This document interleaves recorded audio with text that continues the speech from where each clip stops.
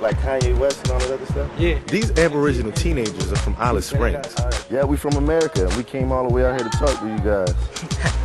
They seem to know a lot about American music and pop culture. Tell me, who's your favorite rapper? Chris Brown. Chris Brown? But when I asked about their own heritage and how it affects them today, they just changed the subject. Let me ask you guys, how do you feel about, like white Australians? Do you guys all get Rugby.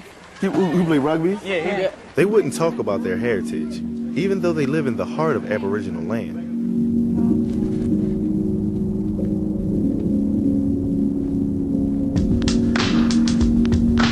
Uluru is a beautiful landmark, but it's much more than that. The Aboriginal people feel as though the rock is sacred, but the Australian government claimed ownership of it and even changed the name from Uluru to Ayers. Now, they gave the ownership back to the Aboriginal people in 1985 with conditions. They said that tourists were allowed to walk and climb the rock, which the Aboriginal people find disrespectful. The significance of Uluru is it's a good marker of two nations who are responsible for its ceremonies and songs and art related to the stories of Uluru. Bob Randall is an Aboriginal elder who lives by Uluru and works to preserve it. He says Aboriginal teens here are straddling two different worlds, the old traditions of their culture and the new realities of today.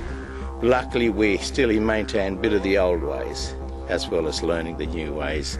And it's a struggle for our young people too. So in the end, they probably have to make that decision. He says the key way to keep their culture alive is to keep their native language alive. In the past, Aboriginal children learned their language at home. Soon after they're born, the first language they learn is the language of the people. And then they learn English at schools. But today, for many Aboriginal teens, it's the other way around. These teens grew up speaking English, but are learning Arenda, their native language, in school. How important is it for you to be able to learn this language? I think it's very important, not only for us, but for our family as well. Because if we learn it, then we can pass it on to our brothers and sisters. It's important for us to learn it as well because Arenda is from around here. One of the oldest languages in the world, Arenda is under threat of extinction. Only a few thousand people still speak it in Central Australia. Experts say that at one time, 250 languages were spoken in Australia. Now, less than half still exist. One reason is the past stolen generation policies, when Aboriginal children were raised by white Australians and required to speak English. When people are talking about losing their language, they're talking about something bigger as well, I think, which is everything that they have lost.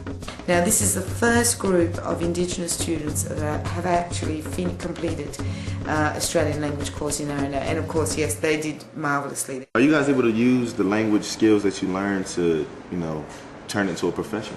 There's communities out bush and that where people have English as their second language, so for us to communicate with them in their own language, it's easier for them as well, so yeah. Could you guys teach me something? Yeah.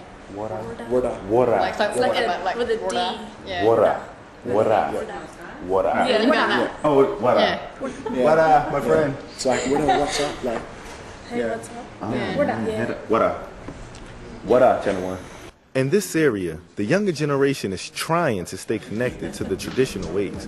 That connection is something Bob Randall hopes will continue to stay strong. What I see for the future of our young people is they can maintain the ceremonies and remember the stories and respect the country, including Uluru.